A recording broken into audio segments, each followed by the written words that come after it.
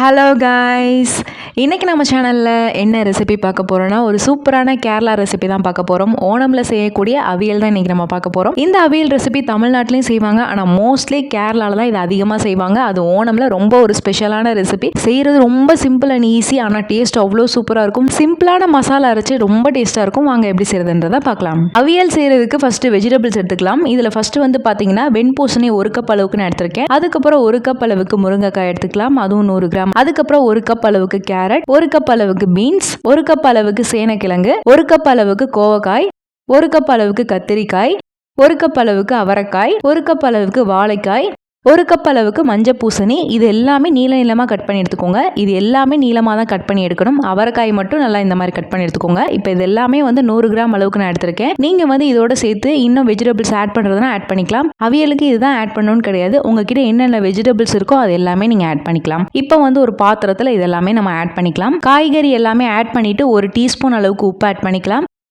1/2 teaspoon மஞ்சள் தூள் add பண்ணிவிட்டு 1/2 கப் அளவுக்கு தண்ணி ஆட் பண்ணி நல்லா மிக்ஸ் பண்ணிவிட்டு மூடி போட்டு நல்லா வேக வச்சு எடுத்துக்கோங்க.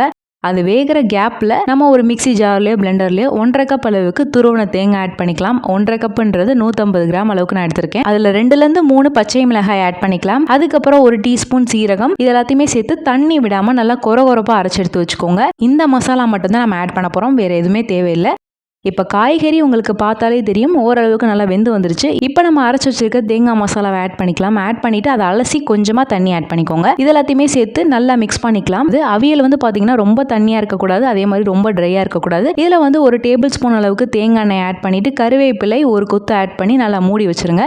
இதை ஒரு 10லேருந்து 15 நிமிஷம் நல்லா மூடி போட்டு எடுத்துட்டிங்கன்னா சூப்பராக ரெடி ஆயிடும். இப்போ வந்து ஸ்டவ் ஆஃப் பண்ணிவிட்டு இறக்கிருங்க.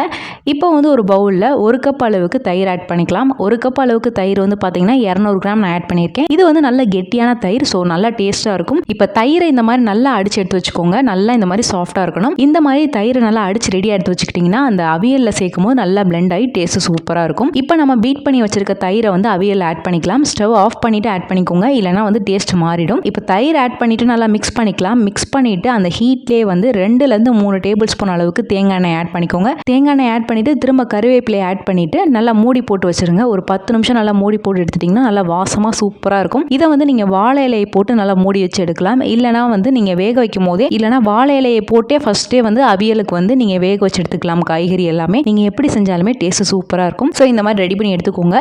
இதை ஒரு 10 நிமிஷம் கழிச்சு எடுத்து பார்த்தீங்கன்னா நல்ல மனமாக டேஸ்ட்டாக இருக்கும். இதை நீங்கள் சாதத்தில் வச்சு பிசைஞ்சும் சாப்பிடலாம். அப்படி இல்லைனா கூட்டு பொரியல் மாதிரி நீங்கள் வந்து சைட் டிஷ்ஷாகவும் சாப்பிடலாம். டேஸ்ட் சூப்பராக இருக்கும். எல்லாருக்குமே ரொம்ப பிடிக்கும். காய்கறி நிறையா சாப்பிட மாட்டாங்கன்னா வீட்டில் இந்த மாதிரி அவியல் செஞ்சு கொடுங்க, ரொம்ப பிடிக்கும் எல்லாத்துக்கும். ரொம்ப மைல்டான டேஸ்ட்டில் காரம் அதிகம் இல்லாமல் சின்ன குழந்தைங்கள்லேருந்து பெரியவங்க வரையும் தாராளமாக சாப்பிட்ற மாதிரி இருக்கும். ஸோ நீங்கள் ட்ரை பண்ணி பார்த்துட்டு எப்படி வந்திருக்குன்னு ஃபீட்பேக் வந்து கமெண்ட்ஸில் சொல்லுங்கள். இந்த ரெசிபி உங்களுக்கு பிடிச்சிருக்குன்னு நினைக்கிறேன். பிடிச்சிருந்தா லைக் பண்ணுங்கள், ஷேர் பண்ணுங்கள், கமெண்ட் பண்ணுங்கள். மறக்காமல் சேனலை சப்ஸ்கிரைப் பண்ணுங்கள். இன்னொரு வீடியோவில் பார்க்குறேன். பாய்.